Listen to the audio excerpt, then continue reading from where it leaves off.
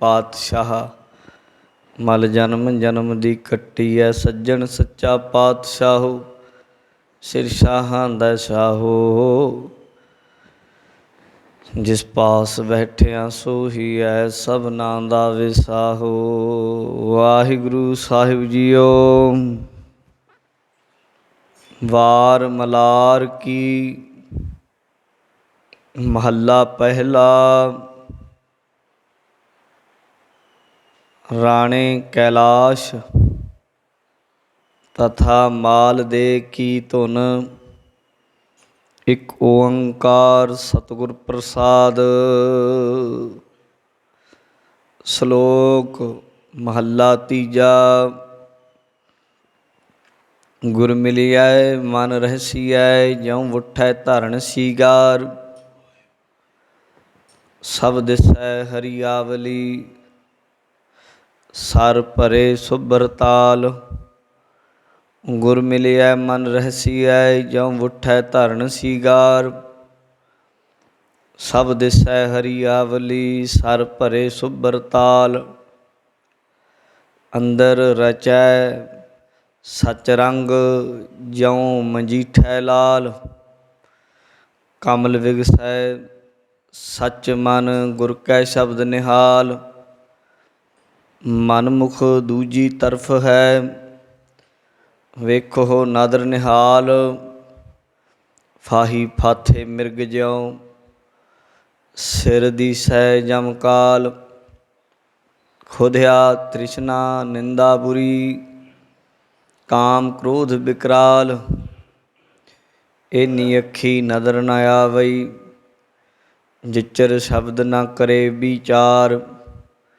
ਤੁਧ ਭਾਵੈ ਸੰਤੋਖੀਆਂ ਚੂਕੈ ਆਲ ਜੰਜਾਲ ਮੂਲ ਰਹੈ ਗੁਰ ਸੇਵਿਐ ਗੁਰ ਪੌੜੀ ਬੋਹਿਥ ਨਾਨਕ ਲੱਗੀ ਤਤ ਲੈ ਤੂੰ ਸੱਚਾ ਮਨ ਸੱਚ। ਮੂਲ ਰਹੈ ਗੁਰ ਸੇਵਿਐ ਗੁਰ ਪੌੜੀ ਬੋਹਿਥ ਨਾਨਕ ਲੱਗੀ ਤਤ ਲੈ ਤੂੰ ਸੱਚਾ ਮਨ ਸੱਚ। ਵਾਹਿਗੁਰੂ ਜੀ ਕਾ ਖਾਲਸਾ ਵਾਹਿਗੁਰੂ ਜੀ ਕੀ ਫਤਿਹ। ਗੁਰੂ ਰੂਪ ਗੁਰੂ ਪਿਆਰੀ ਸਾਧ ਸੰਗਤ ਜੀ, ਆਪ ਜੀ ਵਡਭਾਗੇ ਹੋਂ, ਧੰਤਾ ਦੇ ਯੋਗ ਹੋਂ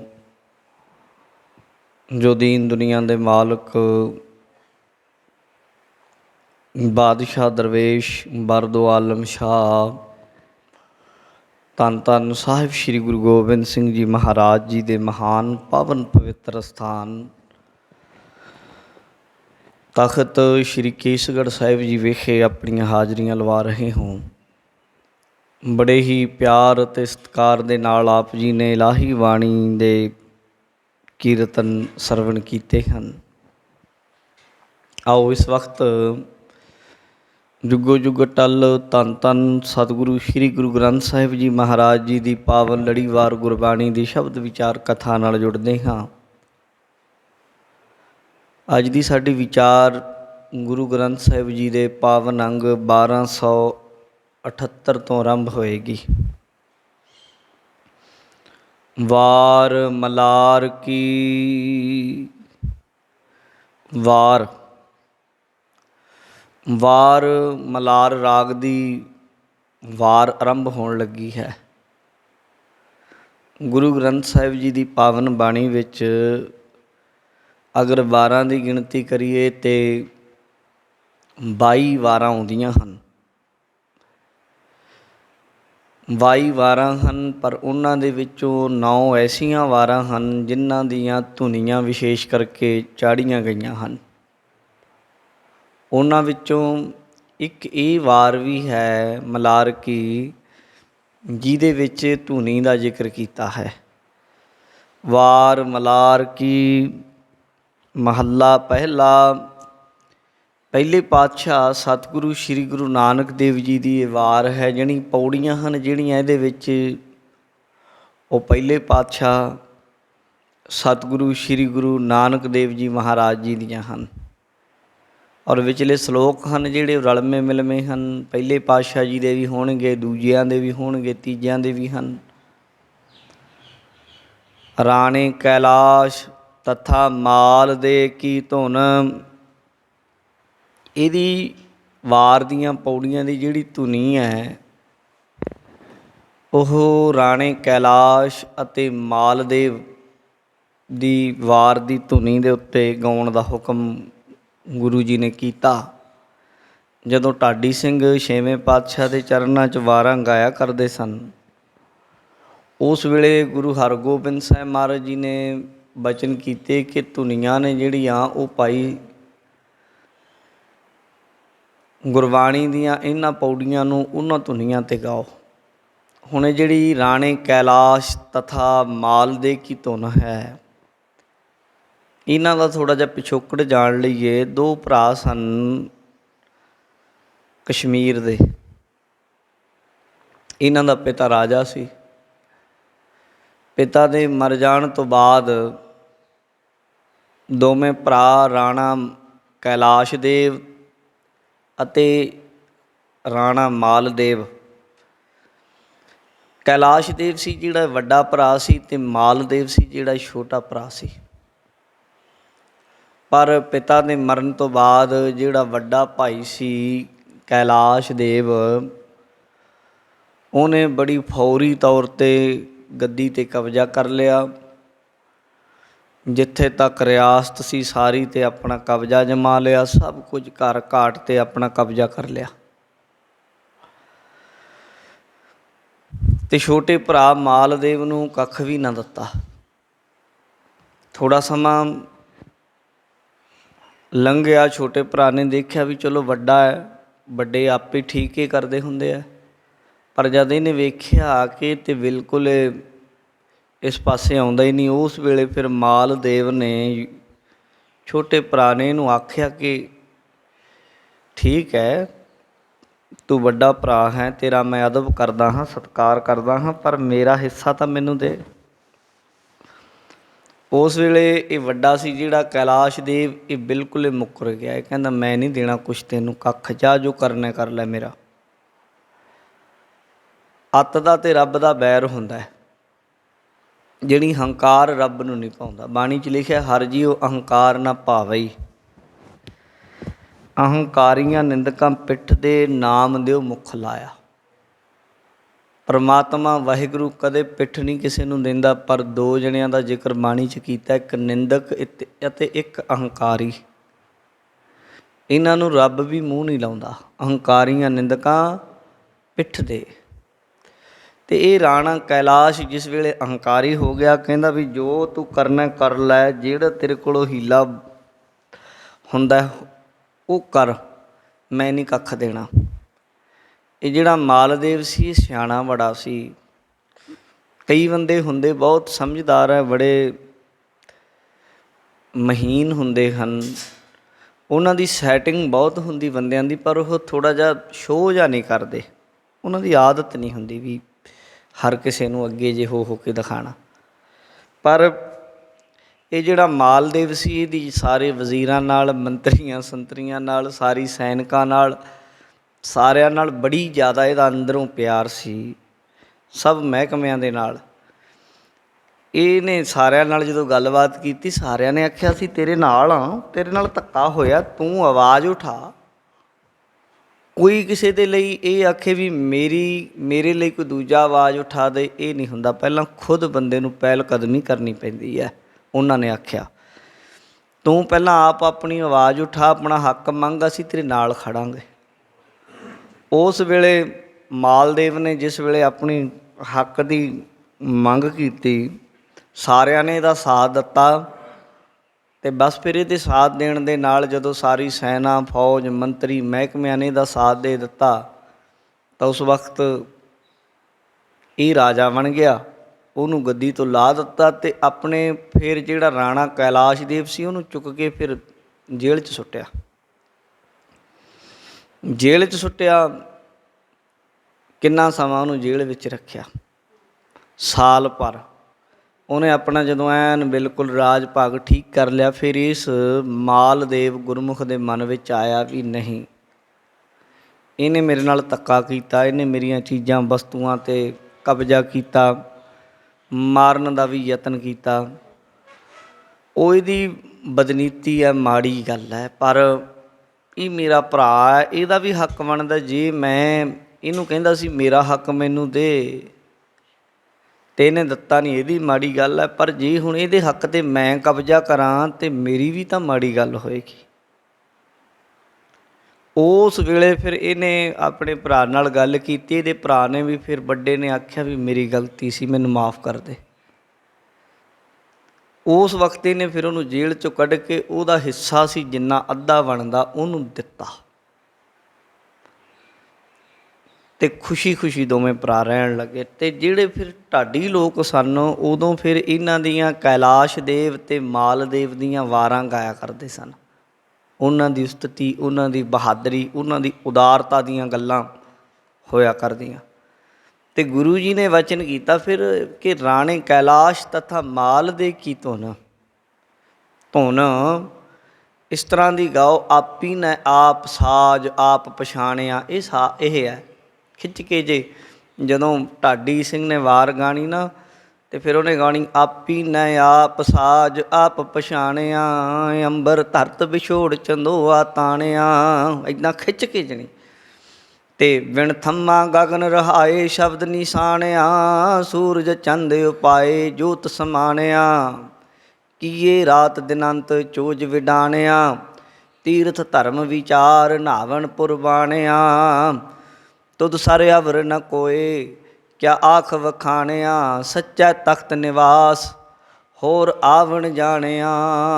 ਇਹ ਟਿਊਨ ਸੀ, ਜਣੀ ਇਹ ਧੁਨ ਸੀ ਉਹਨਾਂ ਦੀ, ਇੱਦਾਂ ਗਾਉਂਦੇ ਸਨ। ਉਹਨਾਂ ਦੀਆਂ ਪਹਿਲੀ ਪੰਕਤੀ ਨੂੰ ਲੰਮੀ ਤੌਰ 'ਤੇ ਪਿੱਛੇ ਜਾ ਕੇ ਵਿਸ਼ਰਾਮ ਲਾਉਣਾ।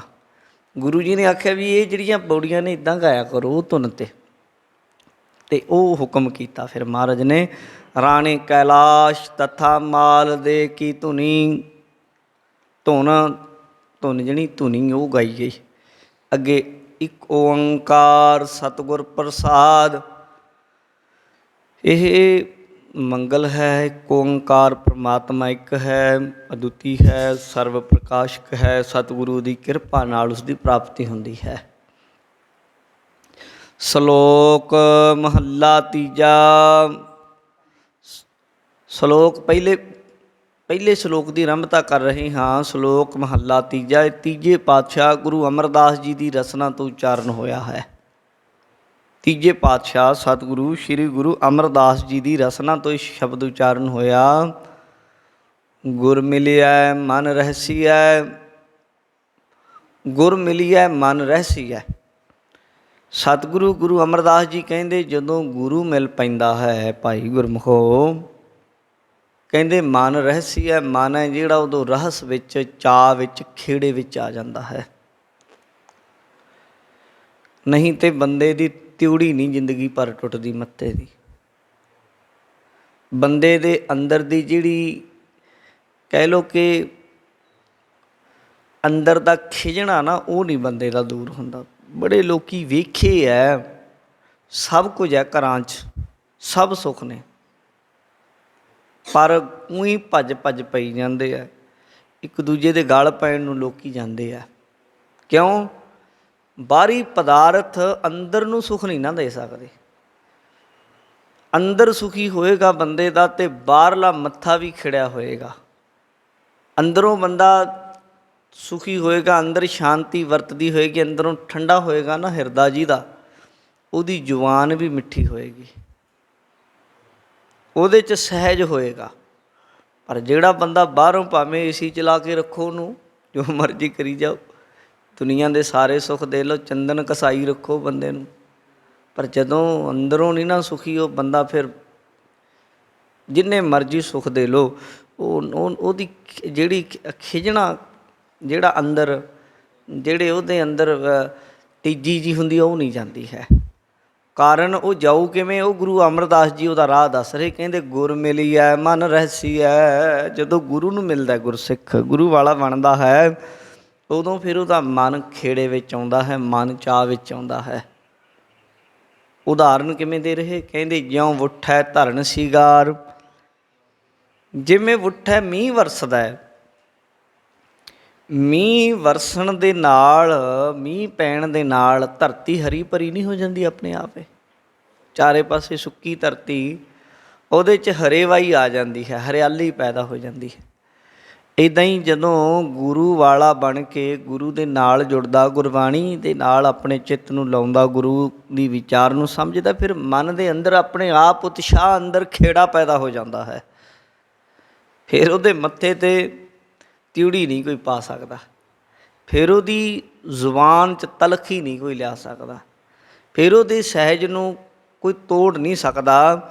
ਜਿਉਂ-ਜਿਉਂ ਗੁਰੂ ਵਾਲਾ ਬਣੀ ਜਾਏਗਾ, ਜਿਉਂ-ਜਿਉਂ ਰੰਗ ਲੱਗੀ ਜਾਏਗਾ, ਤਿਉਂ-ਤਿਉਂ ਅੰਦਰ ਠਰਮਾ ਆਉਂਦਾ ਜਾਏਗਾ, ਜਿਉਂ-ਜਿਉਂ ਅੱਗੇ ਵਧੇਗਾ। ਇਸ ਤਰ੍ਹਾਂ ਦੀ ਉਹਦੀ ਜੀਵਨ ਦੀ ਕਿਰਿਆ ਮਹਾਰਾਜ ਕਹਿੰਦੇ ਇੱਦਾਂ ਹੋ ਜਾਏਗੀ, ਜਿਉਂ ਵੁੱਠੈ ਧਰਨ ਸ਼ਿੰਗਾਰ। ਜਿੱਦਾਂ ਮੀਂਹ ਪੈਣ ਦੇ ਨਾਲ ਧਰਤੀ ਸ਼ਿੰਗਾਰੀ ਜਾਂਦੀ ਹੈ, ਹਰੀ ਭਰੀ ਹੋ ਜਾਂਦੀ ਹੈ, ਇੱਦਾਂ ਗੁਰੂ ਨੂੰ ਮਿਲ ਕੇ ਗੁਰੂ ਕੇ ਸਿੱਖ ਦੇ ਮਨ ਦੇ ਅੰਦਰ ਸ਼ੁਭ ਗੁਣਾਂ ਦਾ ਸ਼ਿੰਗਾਰ ਹੋ ਜਾਂਦਾ ਹੈ। ਸਭ ਦਿਸੈ ਹਰਿਆਵਲੀ, ਸਰ ਭਰੇ ਸੁਭਰ ਤਾਲ। ਮੀਂਹ ਪੈਂਦਾ ਜਦੋਂ ਚਾਰੇ ਪਾਸੇ, ਫਿਰ ਸਾਧ ਸੰਗਤ ਜੀ ਹਰਿਆਵਲੀ ਧਰਤੀ ਦਿਸਦੀ, ਸਭ ਦਿਸੈ ਹਰਿਆਵਲੀ। ਸੁੱਕੀਆਂ ਥਾਵਾਂ ਵੀ ਗਿੱਲੀਆਂ ਹੋ ਜਾਂਦੀਆਂ, ਸੁੱਕਾਪਨ, ਖੁਸ਼ਕੀਪਣਾ ਚਲਾ ਜਾਂਦਾ ਹੈ, ਉੱਥੇ ਹਰਾਪਨ ਆ ਜਾਂਦਾ ਹੈ। ਸਭ ਦਿਸੈ ਹਰਿਆਵਲੀ, ਸਰ ਭਰੇ ਸੁਭਰ ਤਾਲ। ਜਿਹੜੇ ਸਰੋਵਰ, ਤਾਲ, ਤਲਾਬ ਸਨ ਜਾਂ ਹੋਰ ਸੁੱਕੇ ਸਨ, ਉਹ ਭਰ ਗਏ, ਨੱਕੋ ਨੱਕ ਭਰਦੇ ਆ। ਜਦੋਂ ਤਲਾਬ ਭਰਦੇ ਤੇ ਉਸ ਵੇਲੇ ਤਲਾਬ ਦੇ ਵਿੱਚ ਜਿੰਨੇ ਜੀਅ ਜੰਤ ਹੁੰਦੇ ਉਹ ਵੀ ਖੁਸ਼ੀਆਂ ਮਨਾਉਂਦੇ। ਉਹਦੇ ਵਿੱਚ ਜਿੰਨੇ ਵੀ ਮੱਛੀ, ਡੱਡੂ ਜਾਂ ਹੋਰ ਕਿਤਨੇ ਹੀ ਸਾਰੇ ਜੀਵ ਹੁੰਦੇ, ਉਹ ਸਭ ਖੁਸ਼ੀਆਂ ਮਨਾਉਂਦੇ। ਇਸ ਤਰੀਕੇ ਜਿੱਦਾਂ ਸਭ ਦਿਸੈ ਹਰਿਆਵਲੀ, ਸਰ ਭਰੇ ਸੁਭਰ ਤਾਲ, ਇੱਦਾਂ ਹੀ ਮਹਾਰਾਜ ਕੀ ਕਹਿੰਦੇ? ਕਹਿੰਦੇ ਅੰਦਰ ਰਚੈ ਸੱਚ ਰੰਗ। ਜਦੋਂ ਗੁਰਮੁਖ ਦੇ ਅੰਦਰ ਸੱਚਾ ਰੰਗ ਨਾਮ ਦਾ, ਬਾਣੀ ਦਾ ਚੜ੍ਹਦਾ, ਅੰਦਰ ਰਚੈ ਸੱਚ ਰੰਗ, ਜਿਉਂ ਮਜੀਠੈ ਲਾਲ। ਅੰਦਰਲਾ ਫਿਰ ਇੰਨਾ ਗੂੜਾ ਰੰਗ ਨਾਮ ਦਾ ਉਹਦੇ ਅੰਦਰ ਗੁਰਮੁਖ ਦੇ ਚੜ੍ਹ ਜਾਂਦਾ ਹੈ, ਜਿਵੇਂ ਮਜੀਠੇ ਦਾ ਰੰਗ ਪੱਕਾ ਰੰਗ ਹੁੰਦਾ ਨਾ ਪਿਆਰਿਓ। ਇਸ ਤਰ੍ਹਾਂ ਉਹਦੇ ਅੰਦਰ ਲਾਲ ਪਿਆਰੇ ਦਾ ਜਿਹੜਾ ਰੰਗ, ਜਣੀ ਪ੍ਰੇਮ ਹੈ ਨਾ, ਇਉਂ ਚੜ੍ਹ ਜਾਂਦਾ ਜਿਵੇਂ ਮਜੀਠੇ ਦਾ। ਦੋ ਤਰ੍ਹਾਂ ਦੇ ਰੰਗਾਂ ਦਾ ਜ਼ਿਕਰ ਹੁੰਦਾ, ਇੱਕ ਕਸੁੰਬੇ ਦਾ, ਇੱਕ ਮਜੀਠੇ ਦਾ। ਕਸੁੰਬਾ ਰੰਗ ਹੁੰਦਾ ਕੱਚਾ, ਪਾਣੀ 'ਚ ਲਿਖਿਆ ਕੱਚਾ ਰੰਗ ਕਸੁੰਭ ਦਾ, ਥੋੜ੍ਹੇ ਆਉਂਦੇ ਨੇ ਚਾਰ। ਕਸੁੰਬੇ ਦਾ ਰੰਗ ਕੱਚਾ ਜਿਹਾ ਹੁੰਦਾ, ਭੜਕਮਾ ਬੜਾ ਹੁੰਦਾ, ਬੜਾ ਭੜਕੀਲਾ ਜਿਹਾ ਹੁੰਦਾ, ਬੜਾ ਦਿਖਦਾ, ਪਰ ਹੁੰਦਾ ਬਹੁਤਾ ਸਮਾਂ ਨਹੀਂ, ਥੋੜ੍ਹਾ ਜਿਹਾ ਸਮਾਂ ਹੀ ਹੁੰਦਾ ਕਸੁੰਬਾ।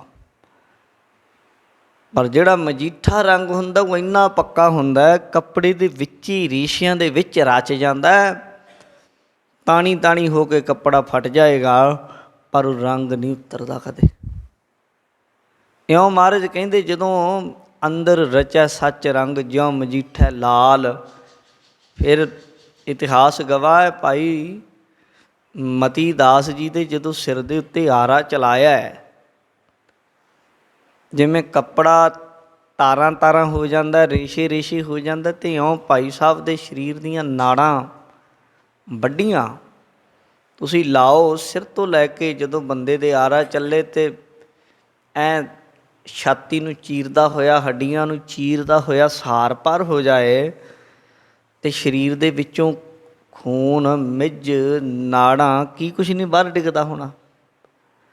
ਪਰ ਕੀ ਕਿਤੇ ਇਹ ਮਿਲਦਾ ਵੀ ਉਹਨਾਂ ਦੇ ਮੂੰਹੋਂ ਕਦੇ ਪਰਮਾਤਮਾ ਦੇ ਪ੍ਰਤੀ ਸ਼ਿਕਵਾ ਨਿਕਲਿਆ ਹੋਵੇ, ਜਾਂ ਉਹਨਾਂ ਕਦੇ ਗੁਰੂ ਮਹਾਰਾਜ ਜੀ ਦੀ ਬਾਣੀ ਦਾ ਓਟ ਆਸਰਾ ਛੱਡਿਆ ਹੋਵੇ, ਜਾਂ ਉਹਨਾਂ ਨੇ ਇਸ ਗੱਲ ਦਾ ਸ਼ਿਕਵਾ ਕੀਤਾ ਹੋਵੇ, ਉਹ ਮੈਂ ਕੀ ਖੱਟਿਆ ਤੇਰੀ ਸਿੱਖੀ 'ਚੋਂ। ਐਸਾ ਨਹੀਂ, ਉਹ ਤਾਂ ਉਹਨਾਂ ਨੇ ਤਾਂ ਫਿਰ ਅੰਤ ਸਾਹ ਤੱਕ, ਆਖਰੀ ਸਾਹ ਦੇ ਤੱਕ ਵਾਹਿਗੁਰੂ ਪਰਮਾਤਮਾ ਦਾ ਸ਼ੁਕਰਾਨਾ ਹੀ ਕੀਤਾ। ਅਤੇ ਮਹਾਰਾਜ ਕਹਿੰਦੇ ਅੰਦਰ ਰਚੈ ਸੱਚ ਰੰਗ।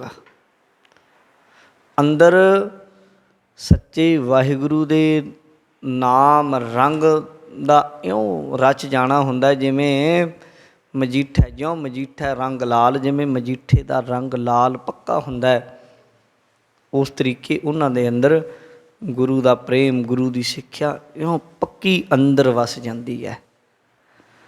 ਕਮਲ ਵਿਗਸੈ ਸੱਚ ਮਨ, ਗੁਰ ਕੈ ਸ਼ਬਦ ਨਿਹਾਲ। ਗੁਰੂ ਜੀ ਕਹਿੰਦੇ ਕਮਲ ਵਿਗਸੈ ਸੱਚ ਮਨ, ਉਹਨਾਂ ਦਾ ਹਿਰਦਾ ਰੂਪੀ ਕਮਲ ਜਿਹੜਾ ਵਿਗਸੈ, ਜਾਣੀ ਖੇੜੇ ਵਿੱਚ ਆ ਜਾਂਦਾ। ਸੱਚ ਮਨ, ਮਨ ਉਹਨਾਂ ਦਾ ਸੱਚਾ ਹੁੰਦਾ। ਮਨ 'ਚ ਰੱਤੀ ਪਰ ਮੈਲ ਨਹੀਂ ਹੁੰਦੀ। ਅਗਰ ਮੈਲ ਹੋਵੇ ਤਾਂ ਅੰਦਰ ਖੇੜਾ ਨਹੀਂ ਆਉਂਦਾ। ਅੰਦਰ ਦੇ ਖੇੜੇ ਨੂੰ, ਅੰਦਰ ਦੇ ਚਾਅ ਨੂੰ ਟਿਕਣ ਦੇ ਲਈ ਸੱਚ ਦਾ ਪੀੜਾ ਚਾਹੀਦਾ। ਅੰਦਰਲਾ ਖੇੜਾ, ਅੰਦਰਲੀ ਸ਼ਾਂਤੀ ਝੂਠ 'ਤੇ ਟਿਕ ਨਹੀਂ ਸਕਦੀ। ਝੂਠੇ ਬੰਦੇ ਨੂੰ ਖੇੜਾ ਨਹੀਂ ਹੋ ਸਕਦਾ। ਜਿੰਨੇ ਮਰਜ਼ੀ ਬਾਹਰੋਂ ਹਾਰ ਸ਼ਿੰਗਾਰ ਕਰਦਾ ਫਿਰੇ, ਅੰਦਰੋਂ ਦੁਖੀ ਰਹੇਗਾ। ਉਹਦਾ ਦੁੱਖ ਤੋੜਨਾ ਨਹੀਂ ਕਿਸੇ ਨੇ। ਕਮਲ ਵਿਗਸੈ ਸੱਚ ਮਨ, ਗੁਰੂ ਜੀ ਕਹਿੰਦੇ ਜਦੋਂ ਮਨ ਸੱਚਾ ਹੁੰਦਾ ਹੈ, ਫਿਰ ਅੰਦਰਲਾ ਹਿਰਦਾ ਰੂਪੀ ਕਵਲ ਫਿਰ ਖਿੜ ਉੱਠਦਾ ਹੈ। ਉਹਦੀ ਖੁਸ਼ੀ ਦਾ ਕੋਈ ਟਿਕਾਣਾ ਨਹੀਂ। ਕੋਈ ਕਾਰਨ ਪੁੱਛੇ ਤੂੰ ਇੰਨਾ ਖੁਸ਼ ਕਿਉਂ ਆ, ਉਹ ਕੀ ਦੱਸੇ ਕਿਸੇ ਨੂੰ। ਲੋਕ ਤਾਂ ਸਮਝਦੇ ਵੀ ਖੁਸ਼ੀ ਹੁੰਦੀ ਹੈ ਜਦੋਂ ਕੋਈ ਵਿਆਹ ਹੋਵੇ, ਜਦੋਂ ਕੋਈ ਪ੍ਰੋਗਰਾਮ ਹੋਵੇ, ਉਦੋਂ ਹੀ ਖੁਸ਼ੀ ਹੁੰਦੀ। ਨਾ, ਇਹ ਸਭ ਖੁਸ਼ੀਆਂ ਝੂਠੀਆਂ ਨੇ। ਐਵੇਂ ਲੋਕ ਉਲਝੇ ਫਿਰਦੇ ਹੁੰਦੇ। ਪੁੱਛ ਕੇ ਦੇਖੋ ਵੀ ਖੁਸ਼ ਹੋ ਤੁਸੀਂ, ਤੁਹਾਡੇ ਘਰ ਵਿਆਹ? ਨਾ, ਉੱਦਾਂ ਹੀ ਹੁੰਦਾ। ਥੋੜ੍ਹੇ ਦਿਨਾਂ ਬਾਅਦ ਇਹ ਖੁਸ਼ੀ ਜਿਹੀ ਜਾਂਦੀ ਹੈ। ਨੂੰਹ ਵਿਆਹ ਕੇ ਆ ਗਈ, ਬਸ ਫਿਰ ਘਰੇ ਸ਼ੁਰੂ ਹੋ ਜਾਂਦੀ ਕਾਰਗਿਲ ਦੀ ਲੜਾਈ। ਉੱਧਰੋਂ ਉਹ ਛੱਡਦੀ ਆਪਣੇ ਮੂੰਹ ਰੂਪੀ ਤੋਪ 'ਚੋਂ ਗੋਲੇ, ਫਿਰ ਉੱਧਰੋਂ ਉਹ ਛੱਡਦੀ। ਉਹ ਤੁਸੀਂ ਤਾਂ ਬੜੀਆਂ ਖੁਸ਼ੀਆਂ ਮਨਾਈਆਂ ਸੀ, ਕਿੱਧਰ ਗਈਆਂ ਖੁਸ਼ੀਆਂ? ਜੇ ਖੁਸ਼ੀ ਸੀ ਤੇ ਲੱਗਦੀ ਤੇ ਹੈ ਨਹੀਂ। ਤੁਹਾਡਾ ਘਰ ਤੇ ਮੈਦਾਨੇ ਜੰਗ ਬਣਿਆ ਫਿਰਦਾ। ਉਹ ਕਹਿੰਦੀ ਮੈਂ ਜਾਣ ਨੂੰ ਤਿਆਰ, ਉਹ ਕਹਿੰਦੀ ਮੈਂ ਰੱਖਣ ਨੂੰ ਨਹੀਂ ਤਿਆਰ, ਉਹ ਕਹਿੰਦੀ ਮੇਰਾ ਹਿੱਸਾ ਦੇ।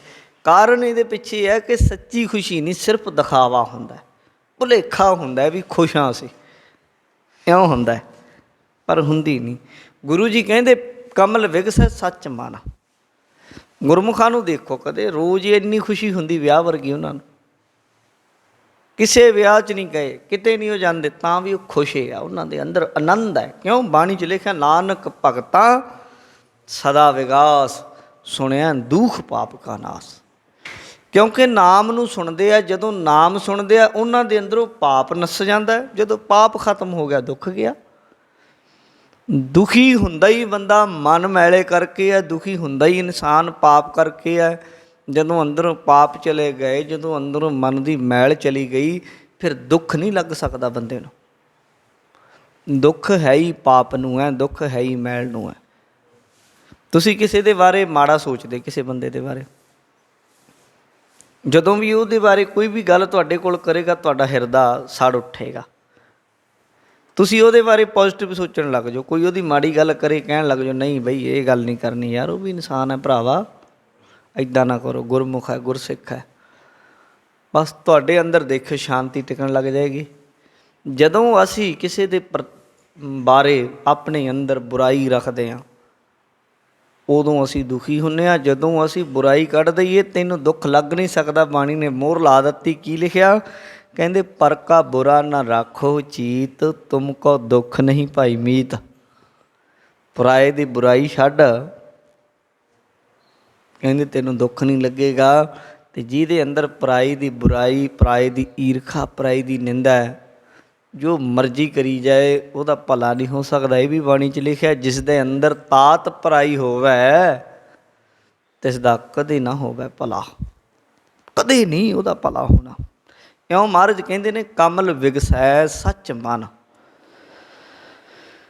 ਕਮਲ ਹਿਰਦਾ ਖਿੜ ਉੱਠਦਾ ਸੱਚੇ, ਜਦੋਂ ਮਨ ਸੱਚਾ ਹੁੰਦਾ। ਕਹਿੰਦੇ ਸੱਚ ਮਨ ਗੁਰ ਕੈ ਸ਼ਬਦ ਨਿਹਾਲ। ਗੁਰੂ ਦੇ ਸ਼ਬਦ ਦੇ ਨਾਲ ਜੁੜ ਕੇ ਗੁਰੂ ਕੇ ਸਿੱਖ ਦਾ ਜਿਹੜਾ ਮਨ ਹੈ, ਨਿਹਾਲ ਹੋ ਜਾਂਦਾ। ਨਿਹਾਲ ਕਿੱਡਾ ਵੱਡਾ ਸ਼ਬਦ ਹੈ। ਅਸਲ ਜਾਣੀ ਖੁਸ਼ੀ, ਆਨੰਦ, ਨਿਹਾਲ ਹੋ ਜਾਣਾ। ਜਿਹੜਾ ਜਿਹਨੂੰ ਕਹਿ ਲਈਏ ਜਿਵੇਂ ਵੀ ਕਿਸੇ ਸਰੋਵਰ ਨੂੰ ਲੱਬਾ ਲੱਬ ਭਰ ਦਿਓ, ਐਨ ਨੱਕਾ ਨੱਕ ਭਰ ਦਿਓ, ਬਾਹਰ ਡੁੱਲਣ ਲੱਗ ਜਾਏ ਭਾਂਡੇ 'ਚੋਂ ਵਸਤੂ। ਨਿਹਾਲਤਾਈ ਦੀ ਨਿਸ਼ਾਨੀ। ਅਗਲਾ ਕਹਿੰਦਾ ਜੀ ਬਸ ਹੁਣ ਨਿਹਾਲ ਹੋ ਗਏ। ਆਨੰਦ ਹੈ ਪੂਰਾ ਐਨ ਭਰਪੂਰ, ਜਿਹਨੂੰ ਸ਼ਬਦ ਨੂੰ ਵਰਤ ਲਿਆ। ਮਹਾਰਾਜ ਕਹਿੰਦੇ ਇਹ ਜਿਹੜੀ ਨਿਹਾਲਤਾਈ ਹੈ ਨਾ, ਇਹ ਗੁਰ ਕਾ ਸ਼ਬਦ ਨਿਹਾਲ, ਇਹ ਗੁਰੂ ਦੇ ਸ਼ਬਦ ਨਾਲ ਆਣੀ ਹੈ। ਇਹ ਗੱਲ ਯਾਦ ਰੱਖ ਲਿਓ। ਗੁਰਬਾਣੀ ਦੇ ਸ਼ਬਦ ਨਾਲ ਜੁੜ ਕੇ ਨਿਹਾਲਤਾਈ ਆਉਣੀ ਹੈ। ਉਸ ਤੋਂ ਬਿਨਾਂ ਅੰਦਰਲੇ ਨੇ ਭਰਨਾ ਨਹੀਂ, ਉਹ ਤੋਂ ਬਿਨਾਂ ਅੰਦਰਲੇ ਨੇ ਸ਼ੁੱਧ ਨਹੀਂ ਹੋਣਾ, ਉੱਥੇ ਸੁੱਖ ਟਿਕਣਾ ਨਹੀਂ ਗੁਰਬਾਣੀ ਤੋਂ ਬਿਨਾਂ। ਮਨ ਮੁਖ ਦੂਜੀ ਤਰਫ ਹੈ, ਇਹ ਪਹਿਲਾਂ ਗੁਰਮੁਖਾਂ ਦਾ ਹਾਲ ਦੱਸ ਦਿੱਤਾ ਵੀ ਗੁਰੂ ਨੂੰ ਮਿਲ ਕੇ ਉਹਨਾਂ ਦਾ ਮਨ ਆਨੰਦਿਤ ਰਹਿੰਦਾ ਹੈ। ਜਿਵੇਂ ਮੀਂਹ ਪੈਣ ਨਾਲ ਧਰਤੀ ਹਰੀ ਭਰੀ ਹੋ ਜਾਂਦੀ ਹੈ, ਇਸ ਤਰ੍ਹਾਂ ਉਹਨਾਂ ਦਾ ਜੀਵਨ ਬਣ ਜਾਂਦਾ ਹੈ। ਜਿਵੇਂ ਮਜੀਠੇ ਦਾ ਰੰਗ ਕੱਪੜੇ ਨੂੰ ਚੜ੍ਹ ਜਾਏ ਅਤੇ ਫਿਰ ਰੇਸ਼ੇ ਰੇਸ਼ੇ ਹੋ ਜਾਏ, ਅਤੇ ਫਿਰ ਉਹ ਰੰਗ ਉਤਰਦਾ ਨਹੀਂ।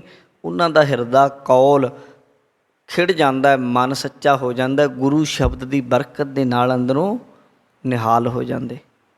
ਇੱਥੇ ਤੱਕ ਦੱਸ ਦਿੱਤਾ ਗੁਰਮੁਖ ਦਾ। ਅੱਗੇ ਮਨਮੁਖ ਦੀ ਹਾਲਤ ਦੱਸ ਰਹੇ ਆ। ਕਹਿੰਦੇ ਮਨਮੁਖ ਦੂਜੀ ਤਰਫ ਹੈ। ਮਨਮੁਖ ਦਾ ਬਿਲਕੁਲ ਦੂਜਾ ਪਾਸਾ ਹੁੰਦਾ, ਇਹਦੇ ਉਲਟ ਬਿਲਕੁਲ ਜੀਵਨ ਹੈ ਜਿਹੜਾ ਮਨਮੁਖ ਦਾ, ਉਹਦਾ ਬਿਲਕੁਲ ਉਲਟ ਜੀਵਨ ਹੁੰਦਾ ਇਹਦੇ। ਕੀ ਕਹਿੰਦੇ ਵੇਖੋ ਨਦਰ ਨਿਹਾਲ, ਨਦਰ ਨਾਲ ਦੇਖ ਲਓ, ਆਪਣੇ ਨਿਹਾਰ ਲਓ। ਇਹ ਥੋੜ੍ਹੀ ਜਿਹੀ ਲੰਮੀ ਨਜ਼ਰ ਮਾਰ ਕੇ ਦੇਖੋ ਮਨਮੁਖਾਂ ਦਾ ਹਾਲ ਕੀ ਹੁੰਦਾ। ਆਹਾ ਹਾ 1279 ਅੰਗ 'ਤੇ ਇਹ ਸ਼ਬਦ ਦੇਖੋ ਕਿੱਦਾਂ ਗੁਰੂ ਜੀ ਨੇ ਹੈ ਨਾ ਬਿਲਕੁਲ ਸਾਹਮਣੇ ਸ਼ੀਸ਼ਾ ਕੱਢ ਕੇ ਰੱਖਤਾ। ਕਹਿੰਦੇ ਆਹ ਦੇਖੋ ਕੀ ਹੈ, ਮਨਮੁਖ ਦੂਜੀ ਤਰਫ ਹੈ, ਦੂਜਾ ਪਾਸਾ ਹੈ ਮਨਮੁਖ ਦਾ, ਜਿਵੇਂ ਉਲਟ ਹੈ। ਜਣੀ ਇਸ ਸਥਿਤੀ ਤੋਂ ਮਨਮੁਖ ਦਾ ਜੀਵਨ ਹੈ ਜਿਹੜਾ ਕੀ ਹੈ, ਕਹਿੰਦੇ ਫਾਹੀ ਫਾਥੇ ਮਿਰਗ ਜਿਉਂ। ਓਹ ਹਾਲਤ ਦੇਖੋ ਮਹਾਰਾਜ ਨੇ ਕਿਹਦੀ ਬਿਆਨ ਕੀਤੀ। ਕਹਿੰਦੇ ਕਦੇ ਮਿਰਗ ਦੇਖਿਆ ਜਦੋਂ ਫਾਹੀ 'ਚ ਫਸ ਜਾਂਦਾ? ਕਦੇ ਵੇਖਿਓ? ਕਦੇ ਜਦੋਂ ਕਿਤੇ ਮਿਰਗ ਫਸ ਜਾਏ ਨਾ, ਫਿਰ ਮਿਰਗ ਇੰਨੀਆਂ ਛਾਲਾਂ ਮਾਰਦਾ ਹੈ,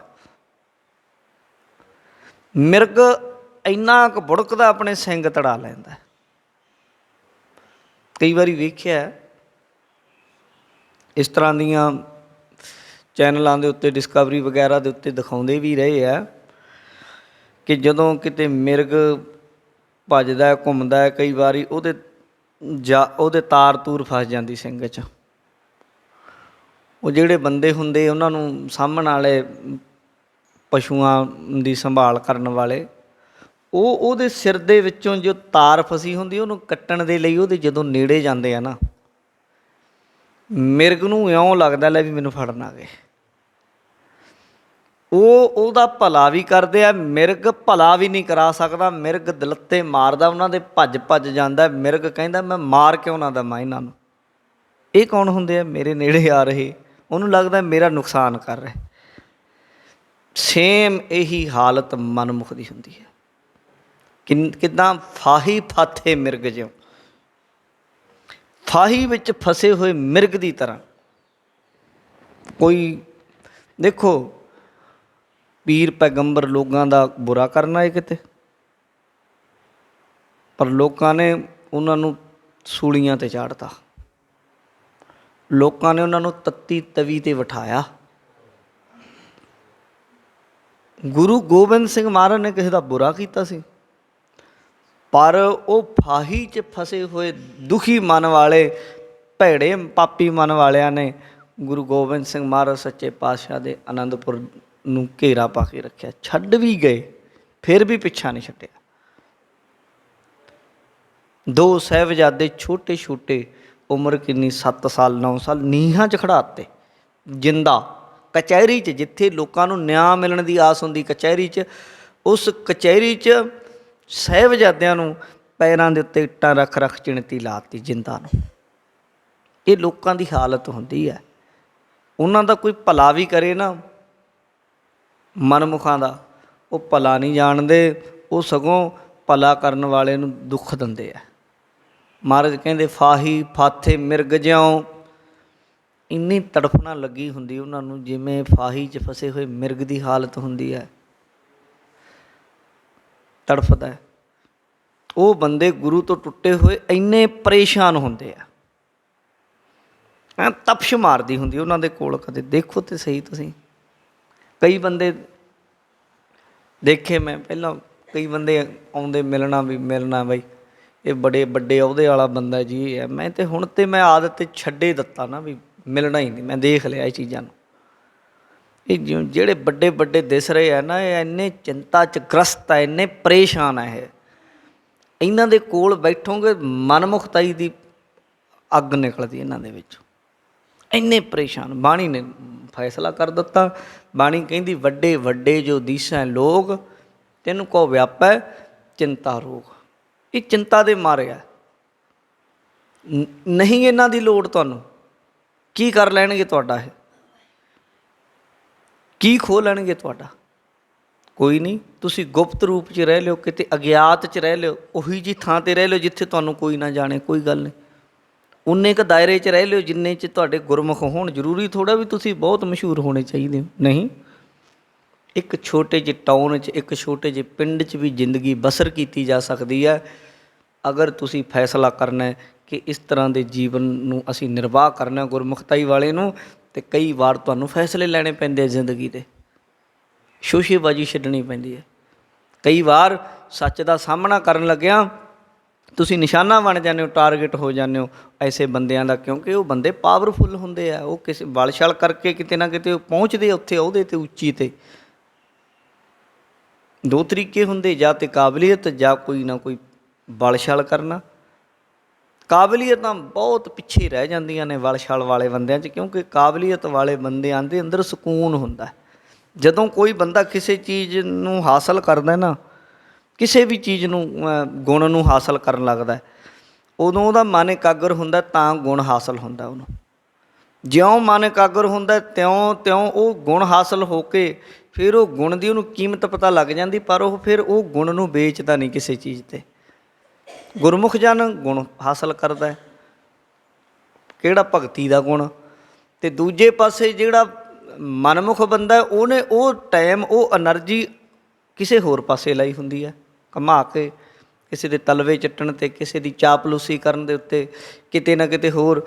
ਫਿਰ ਉਹ ਤੁਹਾਨੂੰ ਕਦੇ ਵੀ ਦੇਖ ਨਹੀਂ ਸਕਦਾ ਸਹੀ ਤਰੀਕੇ ਨਾਲ, ਫਿਰ ਉਹ ਤੁਹਾਡਾ ਨੁਕਸਾਨ ਕਰੇਗਾ। ਇਹ ਤਿਆਰ ਰਹਿਣਾ ਪਏਗਾ ਤੁਹਾਨੂੰ। ਕਿਉਂਕਿ ਉਹ ਤਾਂ ਉਹਦੀ ਹਾਲਤ ਹੈ ਜਿਵੇਂ ਫਾਹੀ 'ਚ ਫਸਿਆ ਹੋਇਆ ਮਿਰਗ ਹੈ।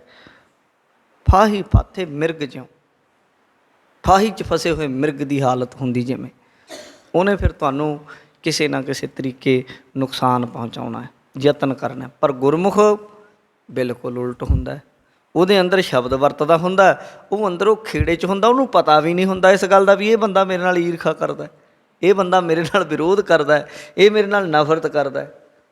ਉਹਨੂੰ ਇਉਂ ਲੱਗਦਾ ਕਿ ਇਹ ਵੀ ਠੀਕ ਹੈ, ਕੋਈ ਨਹੀਂ ਇਹਦੀ ਹਾਲਤ। ਔਰ ਜਿਹੜਾ ਮਨਮੁਖ ਹੈ ਉਹ ਹਮੇਸ਼ਾ ਚਤੁਰਾਈਆਂ ਕਰਦਾ। ਮਹਾਰਾਜ ਕਹਿੰਦੇ ਇਹ ਹਾਲਤ ਹੈ, ਤੁਸੀਂ ਚੁਣਨੀ ਹੈ ਕਿਹੜੀ 'ਚ ਤੁਸੀਂ ਰਹਿਣਾ ਚਾਹੁੰਦੇ। ਤੁਸੀਂ ਉਸ ਤਰ੍ਹਾਂ ਦੀ ਹਾਲਤ 'ਚ ਰਹਿਣਾ ਪਸੰਦ ਕਰਦੇ ਕਿ ਐਨ ਫਾਹੀ 'ਚ ਫਸੇ ਮਿਰਗ ਦੀ ਤਰ੍ਹਾਂ, ਬਹੁਤ ਉੱਚੇ ਦਿਖੋਗੇ ਤੁਸੀਂ, ਪਰ ਕੁਛ ਨਹੀਂ ਹੋਊਗਾ ਤੁਹਾਡੇ ਪੱਲੇ। ਇਹ ਯਾਦ ਰੱਖ ਲਿਓ, ਬਹੁਤ ਉੱਚੇ ਦਿਖੋਗੇ, ਹੋ ਸਕਦਾ ਤੁਹਾਡਾ ਚਿਹਰਾ ਅੱਗੇ ਲਿਆਂਦਾ ਜਾਵੇ, ਪਰ ਤੁਸੀਂ ਖਾਲੀ ਹੋਵੋਗੇ, ਕੁਛ ਵੀ ਨਹੀਂ ਅੰਦਰ, ਖਾਲੀ ਨਾਮ ਬਿਨ, ਬਿਲਕੁਲ ਸੁੱਕੇ ਪੱਤੇ ਵਾਲੀ ਹਾਲਤ।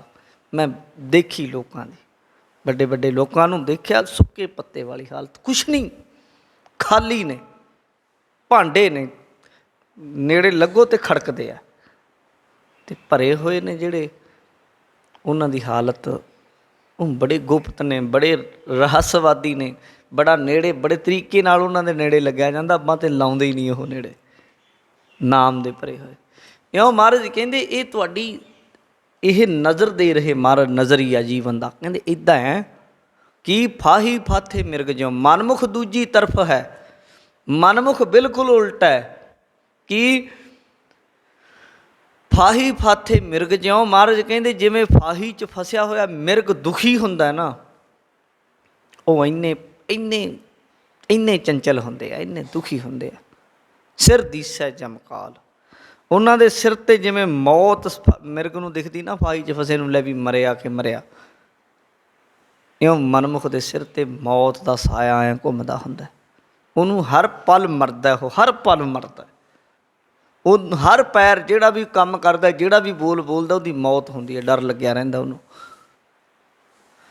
ਖੁਦਿਆ ਤ੍ਰਿਸ਼ਨਾ ਨਿੰਦਾ ਬੁਰੀ, ਉਹ ਕਿੰਨੇ ਭੈੜੇ ਔਗੁਣ ਹੁੰਦੇ ਉਹਦੇ ਅੰਦਰ। ਗੁਰੂ ਜੀ ਕਹਿੰਦੇ ਖੁਦਿਆ ਤ੍ਰਿਸ਼ਨਾ, ਤ੍ਰਿਸ਼ਨਾ ਨਹੀਂ ਬੁੱਝਦੀ ਉਹਨੂੰ। ਭੁੱਖ ਇੰਨੀ ਖੁਦਿਆ ਹੁੰਦੀ ਆ, ਭੁੱਖ। ਬੰਦੇ ਮੈਂ ਇੱਦਾਂ ਦੇ ਵੀ ਦੇਖਿਆ ਇੱਥੇ ਸਾਡੇ ਸੇਵਾਦਾਰ, 5-7 ਹਜ਼ਾਰ ਰੁਪਈਆ ਮਿਲਦਾ ਮੈਨੂੰ। ਇੱਥੇ ਸਾਡਾ ਗ੍ਰੰਥੀ ਸਿੰਘ ਮਿਲਿਆ ਮੈਨੂੰ, ਪਾਠੀ ਸਿੰਘ, ਗ੍ਰੰਥੀ ਨਹੀਂ ਪਾਠੀ ਸਿੰਘ। ਥੋੜ੍ਹੇ ਦਿਨ ਪਹਿਲਾਂ ਭਾਈ ਫਕੀਰ ਸਿੰਘ ਹੋਣਾ ਦੇ ਘਰ ਇੱਥੇ ਉਹਨਾਂ ਦਾ ਅਖੰਡ ਪਾਠ ਸਾਹਿਬ ਸੀ। ਉਹਨੇ ਦੱਸਿਆ ਮੈਨੂੰ, ਕਹਿੰਦਾ ਜੀ 5-7 ਹਜ਼ਾਰ ਰੁਪਈਏ ਨਾਲ ਸਾਡਾ ਬੜਾ ਵਧੀਆ ਸਰਦਾ, ਉਹ 'ਚੋਂ ਵੀ ਪੈਸੇ ਬਚ ਜਾਂਦੇ। ਮੈਂ ਕਿਹਾ ਵੀ ਇਹ ਕਿੱਦਾਂ? ਕਹਿੰਦਾ ਜੀ ਵਾਹਿਗੁਰੂ ਦੀ ਕਿਰਪਾ ਵਰਤਦੀ ਹੈ, ਬਸ ਸਬਰ ਦਿੱਤਾ ਹੈ। ਮੈਂ ਕਿਹਾ ਵੀ ਤੁਹਾਨੂੰ, ਤੁਸੀਂ, ਤੁਹਾਡੇ ਅੰਦਰ ਐਡੀ ਵੱਡੀ ਸਬਰ ਹੈ। ਅਤੇ ਸਾਡੇ, ਮੈਂ ਆਪਣੀ ਜੇ ਗੱਲ ਕਰਾਂ, ਮੇਰੇ ਵਰਗੇ ਬੰਦੇ ਨੂੰ ਤਾਂ ਮੋਹੇ ਲਾਗਤੀ ਤਾਲਾ ਬੇਲੀ ਵਾਲੀ ਤਿਲਵਲਾਹਟ ਲੱਗ ਜਾਂਦੀ ਹੈ ਵੀ ਜੇਬ 'ਚ ਹੈ ਨਹੀਂ। ਕਿਉਂਕਿ ਮੈਨੂੰ ਲੱਗਦਾ ਮੇਰੀ ਹਸਤੀ ਮੇਰੀ ਜੇਬ 'ਚ ਪਏ ਪੈਸੇ ਹੈ। ਮੇਰੀ ਹਸਤੀ ਮੇਰੇ ਅਕਾਊਂਟ 'ਚ ਲੱਗੀਆਂ ਹੋਈਆਂ ਵੱਧ ਅੱਖਰਾਂ ਵੱਧ ਜੀਰੋਆਂ ਨੇ, ਮੈਂ ਤਾਂ ਕੁਛ ਵੀ ਨਹੀਂ। ਮੈਨੂੰ ਲੱਗਦਾ ਇਹਨਾਂ ਬਿਨਾਂ ਕੁਛ ਵੀ ਨਹੀਂ। ਪਰ ਜਿਹੜਾ ਗੁਰਮੁਖ ਹੈ ਉਹਨੂੰ ਲੱਗਦਾ ਕੁਛ ਵੀ ਨਹੀਂ। ਇਹ ਨਾ ਵੀ ਹੋਣ, ਉਹਨੂੰ ਆਪਣੀ ਹਸਤੀ ਦਾ ਪਤਾ ਹੁੰਦਾ ਹੈ। ਉਹਨੂੰ ਪਤਾ ਹੈ ਕਿ ਮੇਰੇ ਪੱਲੇ ਅੰਦਰ ਸ਼ੁਭ ਗੁਣ ਹੈ। ਉਹ ਕੀ ਹੈ? ਰਾਮ ਨਾਮ ਗੁਣ। ਹਰ ਜਨ ਰਾਮ ਨਾਮ ਗੁਣ ਗਾਵੇ। ਉਹ ਨਾਮ ਦਾ ਗੁਣ ਹੈ। ਅਤੇ ਗੁਰੂ ਅਮਰਦਾਸ ਸਾਹਿਬ ਮਹਾਰਾਜ ਕਹਿੰਦੇ ਜਿਹੜਾ ਮਨਮੁਖ ਦੂਜੀ ਤਰਫ ਹੈ, ਮਨਮੁਖ ਹੈ ਜਿਹੜਾ ਫਸਿਆ ਪਿਆ। ਕੀ ਕਹਿੰਦੇ? ਖੁਦਿਆ ਤ੍ਰਿਸ਼ਨਾ ਨਿੰਦਾ ਬੁਰੀ, ਉਹਦੇ 'ਚ ਭੁੱਖ ਨਹੀਂ ਮਿਟਦੀ, ਉਹਦੀ ਤ੍ਰਿਸ਼ਨਾ ਨਹੀਂ ਮਿਟਦੀ, ਉਹਦੀ ਨਿੰਦਾ ਕਰੇਗਾ। ਬੁਰੀ, ਬੜੀ ਬੁਰੀ ਹੈ, ਇਹ ਭੈੜੀ ਹੈ। ਕਾਮ ਕ੍ਰੋਧ ਵਿਕਰਾਲ, ਉਹ ਕਾਮ ਕ੍ਰੋਧ ਬੜੇ ਭੈੜੇ ਹੈ। ਉਹਨਾਂ ਦੇ ਵਿੱਚ ਮਹਾਰਾਜ ਕਹਿੰਦੇ ਫਸੇਗਾ। ਉਹਦੇ ਵਿੱਚ ਇਹ ਵਿਕਰਾਲ ਜਾਣੀ ਸੱਪ ਦੀ ਤਰ੍ਹਾਂ ਭੈੜੇ ਹੈ। ਇਹ ਉਹਦੇ ਵਿੱਚ ਬੜੇ ਮਿਲਣਗੇ। ਇਹ ਤ੍ਰਿਸ਼ਨਾ ਨਹੀਂ ਮਰਦੀ। ਨਿੰਦਾ ਕਰੇਗਾ, ਜਦੋਂ ਬੈਠੋਗੇ ਕਿਸੇ ਨਾ ਕਿਸੇ ਦੀ ਨਿੰਦਾ ਕਰੇਗਾ। ਬੁਰੀ, ਦੇਖੋ ਬੁਰੇ ਤਰੀਕੇ ਨਾਲ ਨਿੰਦਾ ਕਰੇਗਾ। ਭੈੜੀ ਬੁਰਾਈ ਕਰੇਗਾ। ਭਲਾ ਤਾਂ ਕਿਸੇ ਦਾ ਕੀ ਕਰਨਾ? ਜਦੋਂ ਉੱਦਮ ਕਰੇਗਾ ਬੁਰਾਈ ਲਈ ਸ਼ੇਰ ਹੋ ਜਾਏਗਾ। ਕਾਮ, ਕ੍ਰੋਧ, ਗੁੱਸਾ, ਵਿਕਰਾਲ, ਮਹਾਰਾਜ ਕਹਿੰਦੇ ਬੜੇ ਭੈੜੇ ਔਗੁਣ ਮਨਮੁਖ ਵਿੱਚ ਹਨ। ਇੰਨੀ ਅੱਖੀ ਨਦਰ ਨਾ ਆਵਈ। ਆਮ ਤੌਰ 'ਤੇ ਮਹਾਰਾਜ ਨੇ ਇਹ ਵੀ ਕਹਿ ਦਿੱਤਾ, ਉਹ ਇੰਨਾ ਚਲਾਕ ਹੋਏਗਾ ਬੰਦਾ, ਜੇ ਤੁਸੀਂ ਵੇਖੋਗੇ ਉਹਨੇ ਬਾਹਰੋਂ ਆਪਣੇ ਆਪ ਨੂੰ ਇਸ ਤਰ੍ਹਾਂ ਦੇ ਪੂਚੇ ਲਾ ਕੇ ਇਸ ਤਰ੍ਹਾਂ ਦਾ ਉਹਨੇ ਰੱਖਿਆ ਹੁੰਦਾ, ਤੁਹਾਨੂੰ ਲੱਗੇਗਾ ਬਾਹਰੀ ਤੌਰ 'ਤੇ ਕਿ ਬੰਦਾ ਬੜਾ ਠੀਕ ਹੋ ਸਕਦਾ, ਬੜਾ ਠੀਕ ਹੈ। ਕਿਉਂ? ਕਹਿੰਦੇ ਆਹ ਅੱਖਾਂ ਨਾਲ ਦੇਖੋਗੇ ਅਤੇ ਤੁਹਾਨੂੰ ਉਹਦੀ ਹਾਲਤ ਦਿਸ ਨਹੀਂ ਸਕਦੀ। ਇੰਨੀ ਅੱਖੀ ਨਦਰ ਨਾ ਆਵਈ। ਗੁਰੂ ਅਮਰਦਾਸ ਜੀ, ਜਿਚਰ ਸ਼ਬਦ ਨਾ ਕਰੇ ਵਿਚਾਰ। ਜਿੰਨਾ ਸਮਾਂ ਤੁਸੀਂ ਗੁਰਬਾਣੀ ਦੀ ਵਿਚਾਰ ਨਹੀਂ ਕਰ ਲੈਂਦੇ, ਗੁਰਬਾਣੀ ਦੇ ਨੇਤਰਾਂ ਦੇ ਗੁਰੂ ਦੀਆਂ ਅੱਖਾਂ ਨਾਲ ਨਹੀਂ ਦੇਖਦੇ, ਉਨਾ ਸਮਾਂ ਤੁਹਾਨੂੰ ਇਹ ਗੁਰਮੁਖ ਅਤੇ ਮਨਮੁਖ ਦੀ ਹਾਲਤ ਦਾ ਅੰਦਾਜ਼ਾ ਨਹੀਂ ਹੋ ਸਕਦਾ। ਜਦੋਂ ਗੁਰ ਸ਼ਬਦ ਦੀ ਵਿਚਾਰ ਕਰੋਗੇ ਫਿਰ ਤੁਹਾਨੂੰ ਪਤਾ ਲੱਗੇਗਾ ਗੁਰਮੁਖ ਦਾ ਜੀਵਨ ਕੈਸਾ ਹੈ ਔਰ ਮਨਮੁਖ ਦੀ ਹਾਲਤ ਕੈਸੀ ਹੈ। ਗੁਰੂ ਅਮਰਦਾਸ ਜੀ ਕਹਿ ਰਹੇ ਨੇ, ਕਹਿੰਦੇ ਇੰਨੀ ਅੱਖੀ ਨਦਰ ਨਾ ਆਵਈ। ਆਵਾਰੀ ਅੱਖਾਂ ਨਾਲ ਤੁਸੀਂ ਮੁਲਾਂਕਣ ਨਹੀਂ ਕਰ ਸਕਦੇ, ਤੁਹਾਨੂੰ ਨਹੀਂ ਪਤਾ ਲੱਗੇਗਾ, ਉਲਝ ਸਕਦੇ। ਕਈ ਵਾਰ ਮਨਮੁਖ ਵੀ ਆਪਣੇ ਆਪ ਨੂੰ ਗੁਰਮੁਖ ਸਿੱਧ ਕਰਨ ਦਾ ਯਤਨ ਕਰਦੇ ਆ, ਉਹਨੂੰ ਪਖੰਡ ਕਹਿ ਦਿੰਦੇ। ਬਾਣੀ ਵਿੱਚ ਮਹਾਰਾਜ ਨੇ ਆਖਿਆ, ਛੋਡੀ ਲੈ ਪਾਖੰਡਾ ਨਾਮ ਲਈਆ ਜਾਹੇ ਤਰੰਦਾ। ਪਾਖੰਡ ਛੱਡਣ ਦਾ ਮਹਾਰਾਜ ਨੇ ਹੁਕਮ ਕੀਤਾ ਅਤੇ ਨਾਮ ਜਪਣ ਦਾ ਜ਼ਿਕਰ ਕੀਤਾ। ਮਹਾਰਾਜ ਨੇ ਆਖਿਆ, ਕਹਿੰਦੇ ਨਾਮ ਨੇ ਤੈਨੂੰ ਤਾਰਨਾ, ਪਖੰਡ ਨੇ ਨਹੀਂ। ਇਉਂ ਇੰਨੀ ਅੱਖੀ ਨਜ਼ਰ ਨਾ ਆਵੇ।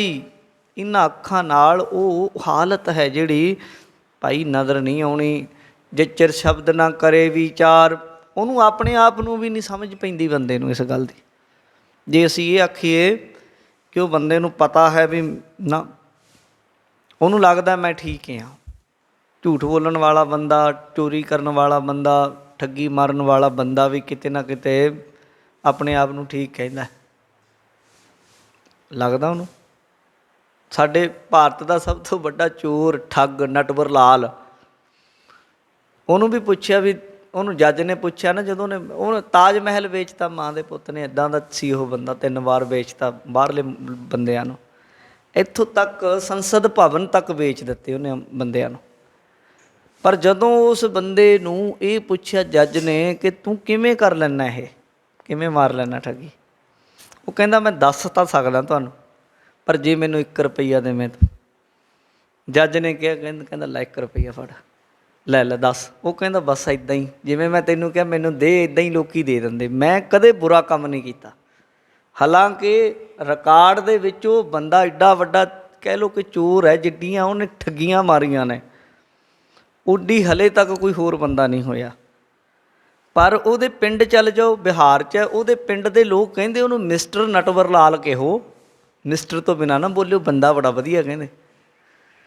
ਮਹਾਰਾਜ ਜੀ ਕਹਿੰਦੇ ਨੇ ਜੇ ਹੁਣ ਆਪਣੇ ਤੌਰ 'ਤੇ ਆਪਣੇ ਆਪ ਨੂੰ ਆਪ ਪਰਖੂਗਾ ਅਤੇ ਆਪਣੇ ਨਜ਼ਰ 'ਚ ਤਾਂ ਉਹਨੂੰ ਆਪਣੇ ਤੋਂ ਵਧੀਆ ਬੰਦਾ ਕਿਸੇ ਨੂੰ ਵੀ ਨਹੀਂ ਲੱਗਦਾ ਹੈ, ਆਪਣੇ ਤੋਂ ਵਧੀਆ ਕੋਈ ਦੂਜਾ ਨਹੀਂ ਲੱਗਦਾ ਵੀ ਮੇਰੇ ਤੋਂ ਕੋਈ ਵਧੀਆ ਹੋਏਗਾ ਹੋਰ।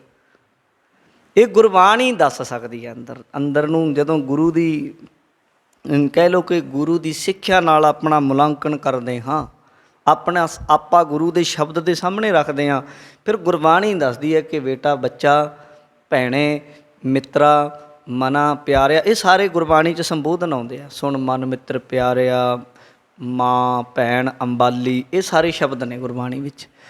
ਉਦੋਂ ਫਿਰ ਕਿਸੇ ਨਾ ਕਿਸੇ ਤਰੀਕੇ ਸਮਝਾਉਂਦੀ ਵੀ ਆਹ ਤਾਂ ਔਗਣ ਹੈ ਬਈ, ਇਹ ਤਾਂ ਮਾੜੀ ਗੱਲ ਹੈ, ਆਹ ਭੈੜਾ, ਇਹ ਛੱਡ ਦੇ।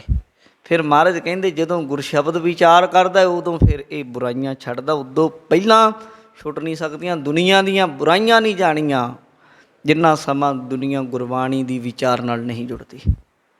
ਜਿੱਦਣ ਦੁਨੀਆ ਗੁਰਬਾਣੀ ਦੀ ਵਿਚਾਰ ਨਾਲ ਜੁੜ ਗਈ ਉਦਣ ਬੁਰਾਈਆਂ ਖਤਮ ਹੋ ਜਾਣਗੀਆਂ, ਉਦੋਂ ਪਹਿਲਾਂ ਹੋਣੀਆਂ ਨਹੀਂ, ਜਿੰਨਾ ਮਰਜ਼ੀ ਕੋਈ ਯਤਨ ਕਰੀ ਜਾਏ।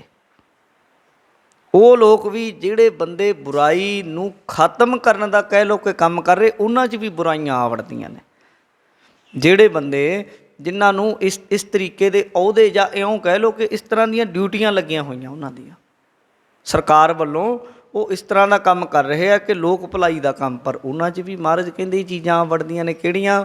ਖੁਦਿਆ, ਤ੍ਰਿਸ਼ਨਾ, ਨਿੰਦਾ ਬੁਰੀ। ਵੱਡੀਆਂ ਵੱਡੀਆਂ NGO ਚਲਾਉਣ ਵਾਲੇ, ਪਤਾ ਲੱਗਦਾ ਕਿ ਗਰੀਬਾਂ ਨੂੰ ਇੱਕ ਦੁੱਕੀ ਨਹੀਂ ਦਿੱਤੀ ਅਤੇ ਇਕੱਠਾ ਕਰ ਲਿਆ ਅਰਬਾਂ ਖਰਬਾਂ ਰੁਪਈਆ, ਉਹ ਤ੍ਰਿਸ਼ਨਾ ਆ ਗਈ ਉੱਥੇ।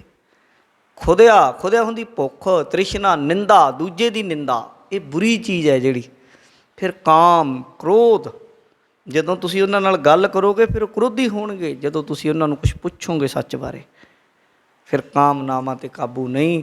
ਮਹਾਰਾਜ ਕਹਿੰਦੇ ਇੰਨੀ ਅੱਖੀ ਨਜ਼ਰ ਨਾ ਆਵੇ, ਇੰਨੇ ਬੁਰੇ ਹਾਲਾਤ ਹੁੰਦੇ ਹਨ ਉਸ ਇਨਸਾਨ ਦੇ, ਉਹ ਇਹਨਾਂ ਅੱਖਾਂ ਨਾਲ ਫਿਰ ਦੇਖ ਵੀ ਨਹੀਂ ਸਕਦਾ ਹੈ। ਜਿਚਰ ਸ਼ਬਦ ਨਾ ਕਰੇ ਵਿਚਾਰ, ਜਿਤਨਾ ਸਮਾਂ ਮਹਾਰਾਜ ਜੀ ਕਹਿੰਦੇ ਗੁਰਬਾਣੀ ਦੀ ਵਿਚਾਰ ਨਹੀਂ ਨਾ ਕਰਦਾ, ਓਨਾ ਸਮਾਂ ਨਹੀਂ।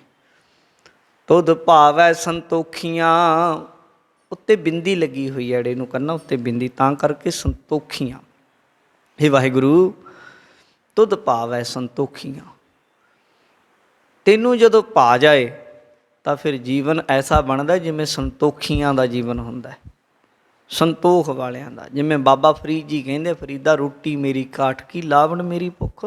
ਕੋਈ ਗੱਲ ਨਹੀਂ, ਘੱਟ ਖਾ ਲਾਂਗੇ, ਗੁਜ਼ਾਰਾ ਕਰ ਲਵਾਂਗੇ, ਆਪਣੇ ਹੱਥ ਦੀ ਕਰ ਲਵਾਂਗੇ, ਕੋਈ ਨਹੀਂ, ਇਹ ਜੀਵਨ ਹੈ। ਮਹਾਰਾਜ ਕਹਿੰਦੇ ਤੁਧ ਭਾਵੈ ਫਰੀਦਾ ਰੋਟੀ ਮੇਰੀ ਕਾਠ ਕੀ, ਲਾਵਣ ਮੇਰੀ ਭੁੱਖ। ਜਿਨ੍ਹਾਂ ਖਾਧੀ ਚੋਪੜੀ ਘੜੇ ਸਹਿਣਗੇ ਦੁੱਖ। ਦੁੱਖਾਂ ਨਾਲੋਂ ਗੁਰਮੁਖ ਜਨ ਸੰਤੋਖ ਦਾ ਜੀਵਨ ਚੁਣਦੇ ਹਨ ਉਦੋਂ ਜਦੋਂ ਤੁਧ ਭਾਵੈ, ਤੈਨੂੰ ਭਾਉਣ ਵਾਲੇ ਕੰਮ ਕਰਦੇ। ਉਹ ਕਿਹੜੇ ਨੇ? ਉਹ ਕੰਮ ਨੇ ਗੁਰਬਾਣੀ ਅਨੁਸਾਰ ਜੀਵਨ ਜਿਉਣਾ। ਜਿੱਦਾਂ ਗੁਰੂ ਨੇ ਜਿਹੜੇ ਕੰਮ ਤੋਂ ਰੋਕਿਆ ਵੀ ਚੋਰੀ ਬੁਰੀ ਹੈ ਬਸ ਕਰਨੀ ਨਹੀਂ, ਨਿੰਦਾ ਬੁਰੀ ਹੈ ਕਰਨੀ ਨਹੀਂ, ਤ੍ਰਿਸ਼ਨਾ ਬੁਰੀ ਹੈ, ਠੱਗੀ ਬੁਰੀ ਹੈ ਕਰਨੀ ਨਹੀਂ। ਜਦੋਂ ਬੁਰਾਈਆਂ ਔਗਣ ਕੱਢਾਂਗੇ ਫਿਰ ਅੰਦਰ ਗੁਣ ਪ੍ਰਗਟ ਹੋਣਗੇ। ਬਸ ਫਿਰ ਉਸ ਵੇਲੇ ਐਸੀ ਸ਼ਾਂਤੀ ਮਿਲੂ ਜਿਹੜੀ ਸ਼ਾਂਤੀ ਕਿਸੇ ਪੈਸੇ ਨਾਲ ਨਹੀਂ, ਮੁੱਲ ਨਹੀਂ ਮਿਲ ਸਕਦੀ। ਉਹ ਸੁੱਖ ਮਿਲੂ ਜੋ ਇੱਕ ਅਰਬਾਂਪਤੀ ਨੂੰ, ਕਰੋੜਾਂਪਤੀ ਨੂੰ ਨਹੀਂ ਮਿਲ ਸਕਦਾ, ਨਹੀਂ ਮਿਲ ਸਕਦਾ। ਵੱਡੇ ਵੱਡੇ ਬੰਦੇ ਵੀ ਕਿਹੜਾ ਸੁਖੀ ਹੁੰਦੇ। ਅਮਰੀਕਾ ਦੇ ਵਿੱਚ ਬੰਦਾ ਮਰਿਆ, 1960 ਦੀ ਗੱਲ ਹੈ, ਸਭ ਤੋਂ ਅਮੀਰ ਬੰਦਾ ਸੀ ਉਹ। ਜਦੋਂ ਬੰਦਾ ਮਿਲਿਆ ਉਹਨੂੰ ਪੁੱਛਿਆ ਗਿਆ ਵੀ ਤੂੰ ਸੁਖੀ ਹੈ? मैं आचार्य रजनीश की एक पुस्तक पढ़ रहा ਸੀ, ਉਹਦੇ 'ਚ ਜ਼ਿਕਰ ਕੀਤਾ ਸੀ ਇਹਨੇ ਇਸ ਗੱਲ ਦਾ। ਕਹਿੰਦਾ ਵੀ ਤੂੰ, ਉਹਨੇ ਪੁੱਛਿਆ ਬੰਦੇ ਨੂੰ ਵੀ ਤੂੰ ਸੁਖੀ ਆ? ਉਹਦਾ ਇੱਕ ਬੜਾ ਪਿਆਰਾ ਮਿੱਤਰ ਸੀ ਵਕੀਲ, ਉਹਨੂੰ ਪੁੱਛਿਆ ਉਹਨੇ ਵੀ ਤੂੰ ਜਦੋਂ ਵੀ ਆਪਣਾ ਇਹ ਲਾਸਟ ਸਟੇਟਮੈਂਟ ਤੇਰਾ ਕੀ ਆ, ਉਹ ਵੀ ਤੂੰ ਤੇ ਤੇਰੇ ਵਰਗਾ ਤੇ ਅਮੀਰ ਕੋਈ ਨਹੀਂ, ਤ੍ਰਿਪਤ ਹੈ? ਉਹ ਕਹਿੰਦਾ ਨਾ। ਕਹਿੰਦਾ ਕਿਉਂ, ਕੀ ਗੱਲ? ਕਹਿੰਦਾ ਜੋ ਟਾਰਗੇਟ ਸੀ ਨਾ ਉਹ ਪੂਰਾ ਨਹੀਂ ਹੋਇਆ। ਜਣੀ ਜੇ ਮੇਰੇ ਕੋਲ ਹੁਣ 5 ਅਰਬ ਡਾਲਰ ਹੈ, ਮੇਰਾ 10 ਅਰਬ ਡਾਲਰ ਦਾ ਟਾਰਗੇਟ ਸੀ, ਉਹ ਤਾਂ ਪੂਰਾ ਨਹੀਂ ਨਾ ਹੋਇਆ। ਕਦੇ ਵੀ ਤ੍ਰਿਸ਼ਨਾ ਕਦੇ ਰੱਜਦੀ ਨਹੀਂ। ਤ੍ਰਿਸ਼ਨਾ ਇੱਕ ਐਸਾ ਭਾਂਡਾ ਹੈ ਜਿਵੇਂ ਜਿਹਦੇ ਤਲਾ ਨਹੀਂ ਹੁੰਦਾ। ਮਹਾਭਾਰਤ ਵਿੱਚ ਇੱਕ ਸਾਖੀ ਆਉਂਦੀ ਹੈ, ਉਹ ਕਹਿੰਦੇ ਜਾ ਭਰ ਕੇ ਲਿਆ ਭਾਂਡਾ, ਭਾਂਡਾ ਦੇ ਦਿੱਤਾ ਅਤੇ ਭਾਂਡੇ ਦੇ ਥੱਲੇ ਜਿਹੜਾ ਤਲਾ ਕਹਿੰਦੇ ਅਸੀਂ ਉਹ ਹੈ ਨਹੀਂ ਸੀ। ਕਿੰਨਾ ਕੁ ਭਰ ਲਓਗੇ? ਛਾਨਣੀ ਜਿਹੜੀ ਹੁੰਦੀ ਆਟਾ ਛਾਨਣ ਵਾਲੀ ਭਰੀ ਜਾਓ, ਸਮੁੰਦਰ ਪਾ ਦਿਓ ਉਹਦੇ 'ਚ, ਸਮੁੰਦਰ ਵਿੱਚ ਦੀ ਨਿਕਲ ਜਾਓ, ਪਰ ਉਹਨੇ ਨਹੀਂ ਭਰਨਾ। ਇੱਦਾਂ ਹੀ ਇਹ ਮਨੁੱਖ ਦੇ ਜੀਵਨ ਜਿਹਦੇ ਤ੍ਰਿਸ਼ਨਾ ਨਾ ਲੱਗ ਜਾਏ, ਉਹ ਇੱਦਾਂ ਦਾ ਭਾਂਡਾ ਤ੍ਰਿਸ਼ਨਾ ਦਾ ਮੰਨੋ ਕਿ ਜਿਹਨੂੰ ਤਲਾ ਨਹੀਂ। ਪਰ ਜਦੋਂ ਗੁਰੂ ਦੇ ਭਾਣੇ 'ਚ ਚੱਲਦਾ ਫਿਰ ਸੰਤੋਖ ਦਾ ਤਲਾ ਲੱਗਦਾ ਹਿਰਦੇ ਨੂੰ। ਆਹ ਫਿਰ ਉਹਦੇ ਨਾਲ ਥੋੜ੍ਹੀ ਜਿਹੀ ਵਸਤੂ ਨਾਲ ਵੀ ਭਰ ਜਾਂਦਾ, ਸੰਤੋਖ ਹੈ। ਫਿਰ ਕੋਈ ਨਹੀਂ ਉਹਨੂੰ ਸਬਰ ਤੋਸਾ ਮਲਾਇਕਾ, ਸਬਰ ਅੰਦਰ ਸਾਬਰੀ ਸੰਤੋਖ 'ਚ ਰਹਿੰਦਾ, ਕੋਈ ਨਹੀਂ ਉਹਨੂੰ ਕੋਈ ਦਿੱਕਤ ਨਹੀਂ। ਕਹਿੰਦੇ ਨੇ ਤੁਧ ਭਾਵੈ ਸੰਤੋਖੀਆ ਚੁੱਕੈ ਆਲ ਜੰਜਾਲ। ਆਲ ਸੰਸਕ੍ਰਿਤ ਦਾ ਘਰ ਹੈ, ਅਰਥ ਹੈ ਸ਼ਬਦ ਹੈ ਜਿਹਦਾ ਅਰਥ ਹੈ ਘਰ, ਜੰਜਾਲ ਦਾ ਘਰ। ਮਹਾਰਾਜ ਕਹਿੰਦੇ ਜੰਜਾਲ ਦਾ ਘਰ ਸੀ, ਜਿਹੜਾ ਘਰ ਦੇ ਜੰਜਾਲ ਸੀ ਉਹ ਵੀ ਮੁੱਕ ਜਾਂਦੇ ਆ। ਬਿਨਾਂ ਮਤਲਬ ਚੀਜ਼ਾਂ ਇਕੱਠੀਆਂ ਕਰਨ ਦੀ ਹੋੜ ਹੈ ਇਹ, ਇੱਕ ਬੰਦੇ ਨੂੰ ਆਦਤ ਹੁੰਦੀ ਆਹ ਵੀ ਹੋਵੇ ਆਹ ਵੀ ਹੋਵੇ। ਮਹਾਰਾਜ ਕਹਿੰਦੇ ਗੁਰਮੁਖ ਦੇ ਅੰਦਰੋਂ ਇਹ ਚੁੱਕੀਆਂ ਖਤਮ ਹੋ ਜਾਂਦੀਆਂ ਹਨ। ਮੂਲ ਰਹਿ ਗੁਰ ਸੇਵਿਐ ਗੁਰ ਪੌੜੀ ਬੋਹਿਤ। ਗੁਰੂ ਦੀ ਸੇਵਾ ਕੀਤਿਆਂ ਬੰਦਾ ਦਾ ਮੂਲ ਜਿਹੜਾ ਬੰਦੇ ਦੇ ਅੰਦਰ ਆਤਮਾ ਹੈ, ਮਹਾਰਾਜ ਕਹਿੰਦੇ ਉਹ ਰਹਿ ਜਾਂਦੀ ਹੈ। ਆਤਮਾ ਦੀ ਜਿਹੜੀ ਸੋਝੀ ਪਈ ਰਹਿੰਦੀ ਹੈ, ਮੂਲ ਰਹਿ ਜਾਂਦਾ। ਜਾਂ ਮੂਲ ਜੋ ਲੈ ਕੇ ਆਇਆ ਸਵਾਸ, ਮਹਾਰਾਜ ਕਹਿੰਦੇ ਸਵਾਸ ਨੇ ਜਿਹੜੇ ਮੂਲ ਹਨ ਇਹ ਰਹਿ ਜਾਂਦੇ। ਜਾਣੀ ਬੰਦਾ ਕਹਿੰਦਾ ਮੈਂ ਵਪਾਰ ਕੀਤਾ, ਕਮ ਸੇ ਕਮ ਮੂਲ ਤਾਂ ਬਚ ਜਾਏ। ਗੁਰਮੁਖ ਲਾਹਾ ਲੈ ਗਏ, ਮਨਮੁਖ ਚੱਲੇ ਮੂਲ ਗਵਾਈ ਜੀ। ਉਹ ਮਨਮੁਖ ਸਾਹ ਵੀ ਗਵਾ ਕੇ ਚਲੇ ਜਾਂਦੇ। ਸਾਹ ਤਾਂ ਸਾਡੇ ਸਭ ਦੇ ਹੀ ਜਾਂਦੇ ਆ, ਪਰ ਗੁਰਮੁਖ ਦਾ ਮੂਲ ਰਹਿੰਦਾ, ਉਹ ਸਾਹਾਂ ਦੇ ਵੰਡੇ ਨਾਮ ਜਪ ਪੈਂਦਾ। ਜਾਣੀ ਕਿ ਜਿੰਨੇ ਕੁ ਦਾ ਸਾਹ ਉਹਦੇ ਹੁੰਦੇ ਉਨਾ ਕੁ ਨਾਮ ਜਪਿਆ ਹੁੰਦਾ ਉਹਨੇ, ਇਉਂ ਮੂਲ ਰਹਿ ਜਾਂਦਾ ਹੈ।